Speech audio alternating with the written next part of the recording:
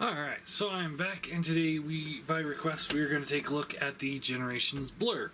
And no, it's not the SXS version. This is just the regular old Generations.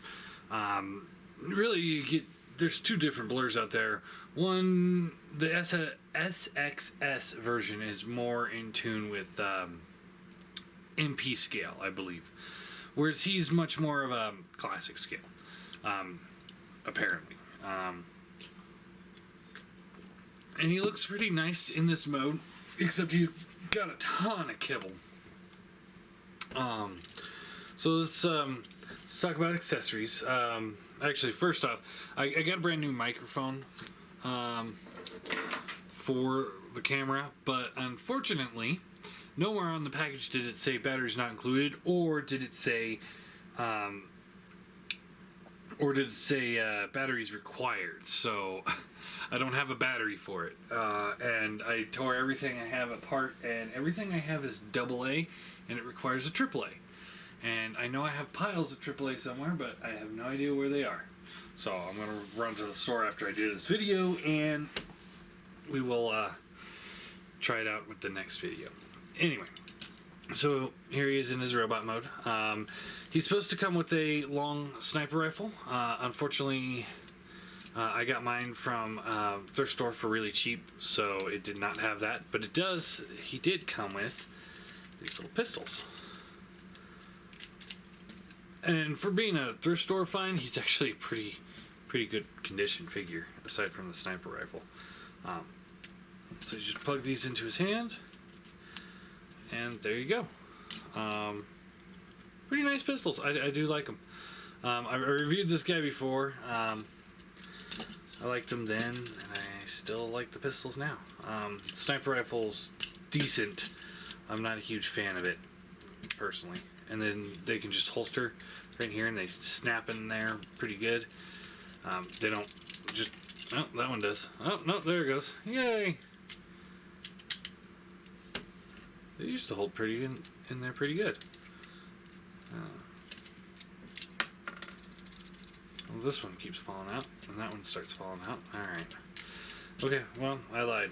They don't snap in there very well. Anyway. Posability. His head is on it's got a swivel here, so swivel side to side, and it's also got a hinge up and down. Ball jointed shoulders, but he's got so much freaking kibble up here that it just completely renders it moot. You kind of try and fold it up, and that makes it look a little bit better, but then he's just got this car hood hanging off his the back of his arm, or you can fold it up, and then he's got super long arms and this weird funky car hood it's sitting off his shoulder. So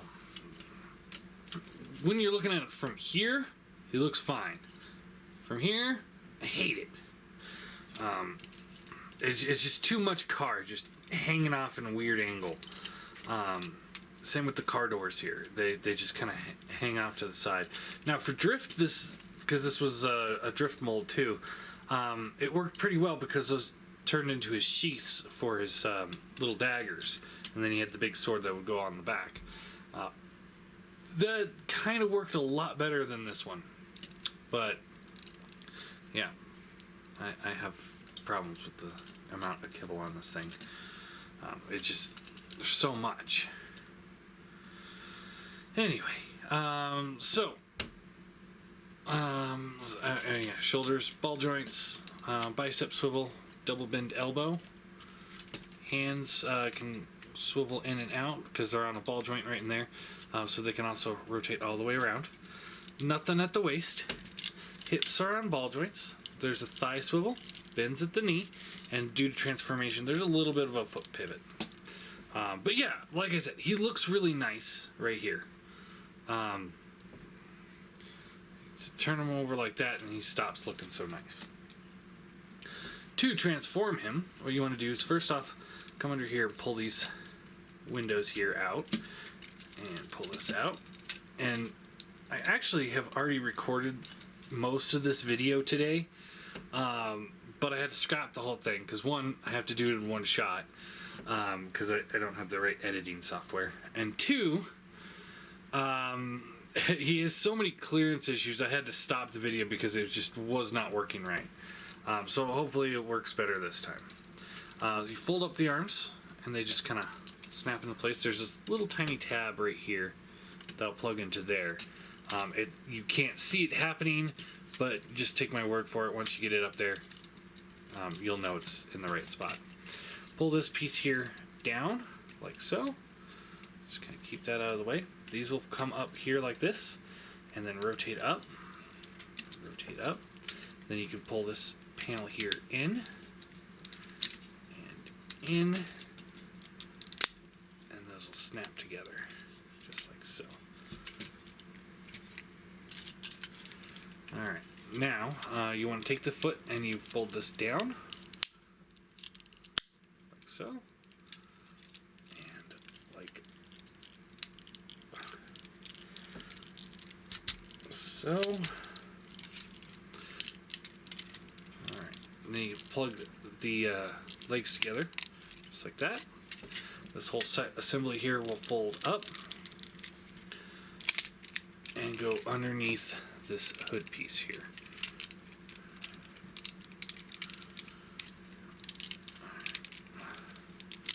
Just like that.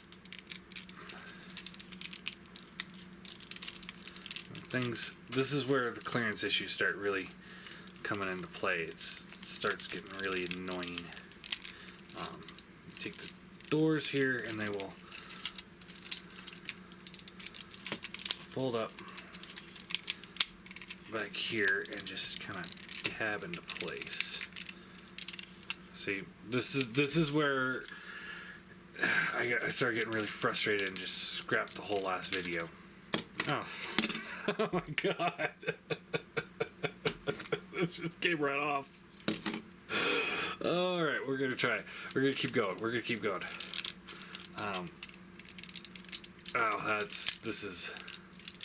It's a hot mess is what this is. It's absolutely clearance issue city. It's not a complicated transformation. It really isn't. It's just clearance issues.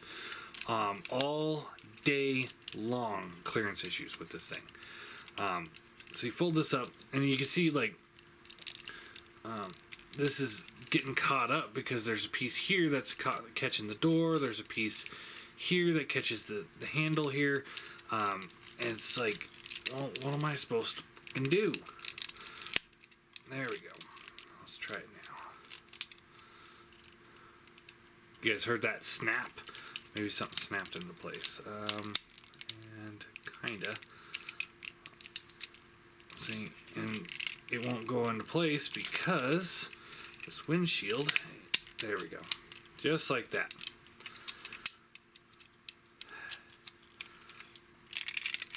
Alright, so now you get the back half of a car. Let's see if we can get the rest of this thing back together and finish this transformation. Like I said, it's not a complicated transformation, and it's really hard to show because it's got so many clearance problems. This guy really only fits together if you get everything perfect on the first go. Or pull his arms off. Alright, let's try it now.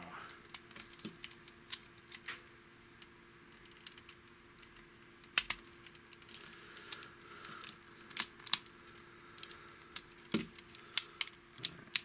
And then we can tab all this together.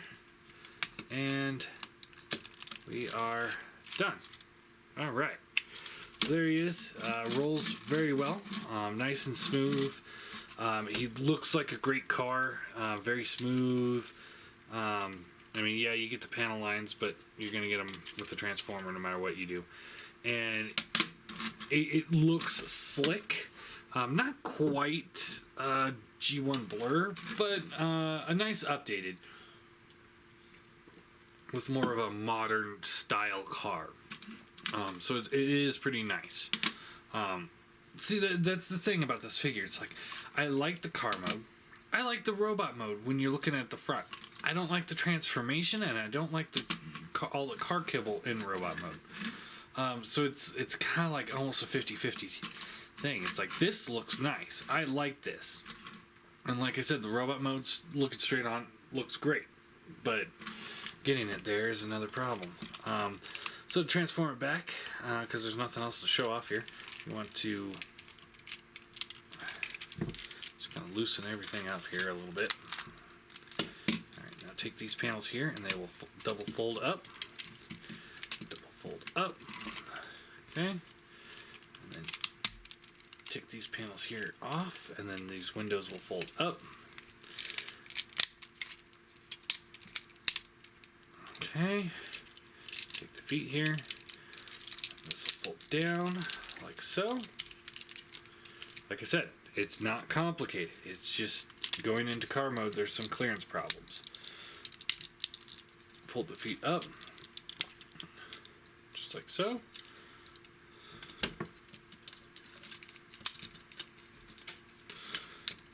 Fold the arms down, and then these will rotate around and swivel out. Swivel out. Let's come up. Tabs into place. And there you have Blur back in robot mode. And like I said, this looks really nice. Not so much. Really nice. And like I said, it's not a complicated transformer. Going from car to bot is real simple. Going from bot to car, that's where you have the clearance issues, and it's just kind of like so irritating at times, because if something isn't quite snapped in right, he's not gonna fit. So for size comparison, here he is with the Legends Swerve. I think this scales really well, and I believe they're I don't read the comics, but I believe he has some sort of like man crush on Blur or something like that, so it's actually kind of fitting that I just happened to grab Swerve, because I was actually planning on using Gears today. But anyway, here he is with Starscream. So this is one of those, this works, but this does not work. I know John Lant is over there laughing hysterically at me, because he really does not like the scale of the Seeker mold, and I agree with him.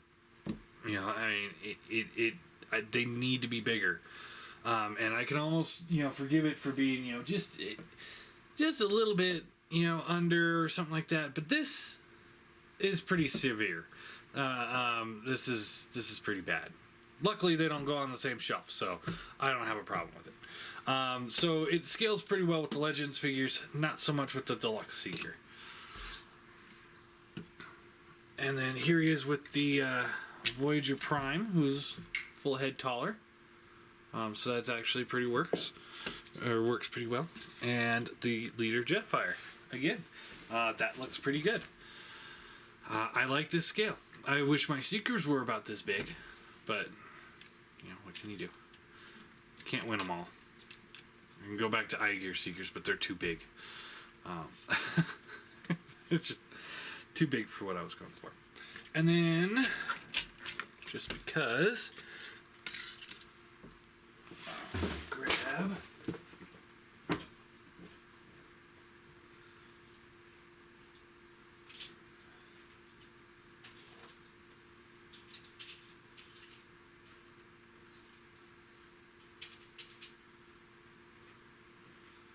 a few other guys from the movie. So here he is with Hot Rod and Springer. Yeah, now I do kind of wish my Springer was a little bit shorter, or Hot Rod was a little bit taller, but I'm okay with it. RC.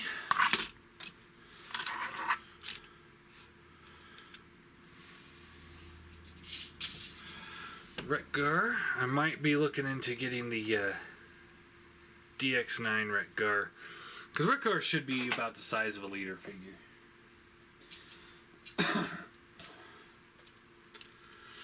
Cup. And of course, it wouldn't be complete without itty bitty Ultra Magnus. It's way too small. I cannot wait for the leader class Ultra Magnus. This guy's just atrocious. Anyway, so the Blur, like I said, looks decent. It looks good in robot mode if you're looking straight on.